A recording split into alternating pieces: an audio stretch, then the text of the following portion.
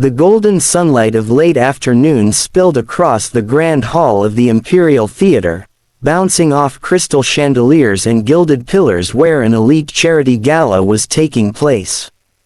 Laughter echoed in polished waves, champagne glasses clinked ked, and music flowed from a sleek black piano under the fingers of one of the city's most renowned performers.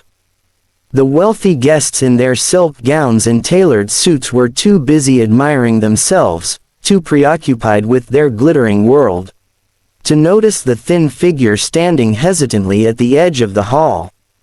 She was small, her clothes frayed, her oversized jacket ripped and patched, her hair tangled from nights spent without shelter. Her name was Ariella, and she hadn't eaten in 2 days. Her stomach growled, but her eyes weren't on the trays of hors d'oeuvres carried by waiters. They were fixed on the shining grand piano. The instrument seemed to glow under the chandeliers, almost as if it called to her.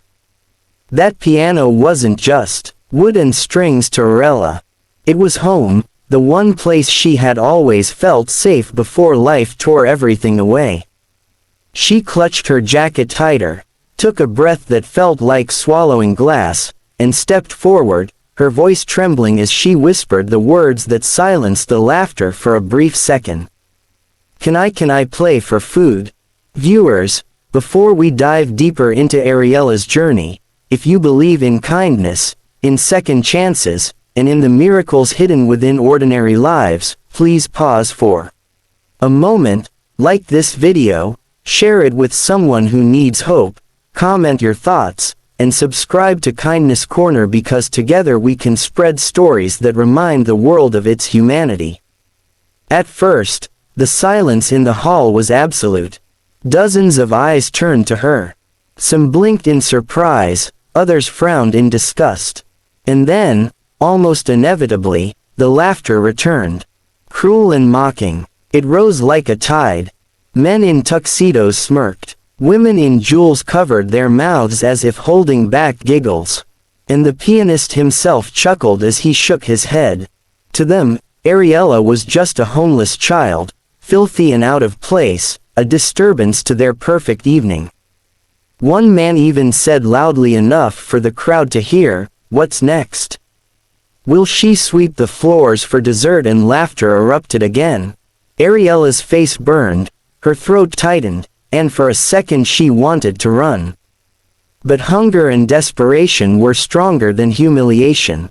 She remembered her mother's voice from long ago before the accident that had taken her away, saying, "Never stop playing, Ariella.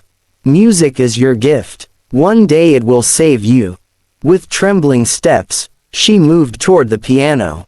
The pianist, still laughing, stood and mockingly bowed to her as if inviting a performance, certain she would make a fool of herself.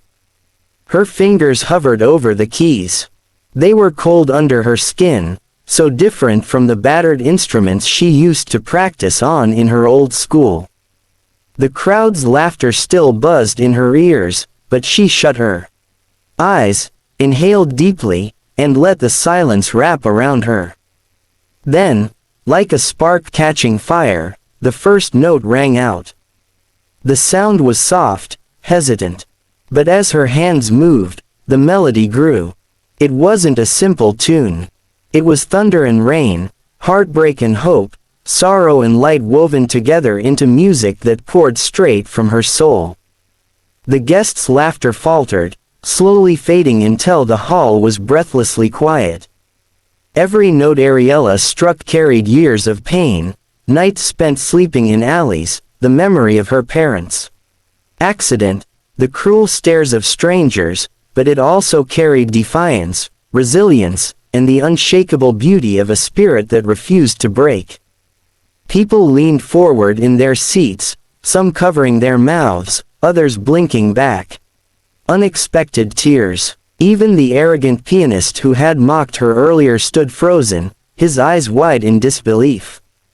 Ariella wasn't just playing the piano. She was commanding it, bending it to her will like she had been born with the instrument as an extension of her own heartbeat. When the last note trembled into silence, it felt as though the entire world had stopped breathing. Then, suddenly, thunderous applause shook the hall. People leapt to their feet, their cheers echoing against the golden walls. The same guests who had laughed moments earlier now cried out in awe, shouting words like a genius, prodigy, and unbelievable. Ariella, overwhelmed, sat frozen at the piano, tears rolling silently down her cheeks.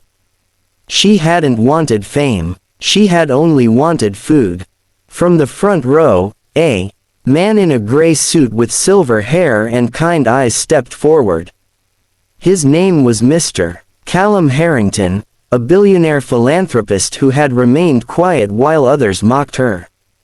Now, his voice carried across the hall as he declared, "This girl doesn't belong on the streets. She belongs on the stage." The crowd erupted again, but this time with cheers of support. Mr. Harrington approached Ariella, his hand gentle as he offered her not just food, but something she had long forgotten existed. Opportunity. He asked her to stay after the gala, promising her shelter, education, and above all, a chance to let her gift be heard by the world. For Ariella, it was as if the weight of her entire life had suddenly lifted. The days that followed changed everything. Ariella was given a room of her own, clothes that fit, and meals that filled her for the first time in years. But most importantly, she was given access to pianos that sang under her touch, teachers who refined her skills, and a stage that welcomed her.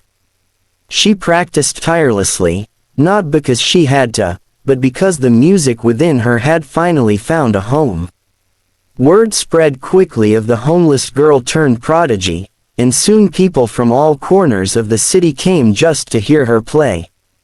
Yet Ariella never forgot where she had come from. Each time she performed, she looked out at the crowd and remembered the hunger, the loneliness, the sting of laughter meant to break her. Instead of bitterness, she turned that memory into fuel, reminding herself that kindness is what had saved her. She began using her performances not just to inspire, but to raise awareness and funds for other homeless children, ensuring no one else with hidden gifts would be left to starve unseen. Her journey was not without struggles.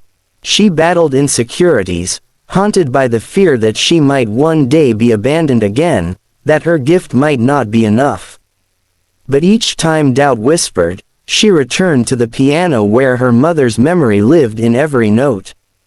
She remembered the night at the gala, the silence of a mocking crowd, transformed into awe, and she found strength to keep moving forward. Years later, Ariella stood on the stage of Carnegie Hall, her fingers flying across the keys, her music touching souls far beyond the glittering lights. In the audience, children from shelters sat in reserved seats, their eyes wide with hope. And Mr. Harrington, now older, sat proudly in the front row. Ariella's performance that night was more than music. It was a story of resilience, proof that even the smallest voice can echo louder than cruelty if given the chance. So, dear viewer, if this story touched your heart, please take a moment to like this video, share it with someone who needs hope, comment your thoughts, and subscribe to Kindness Corner. Your support helps us bring more stories of kindness and second chances into a world that desperately needs them.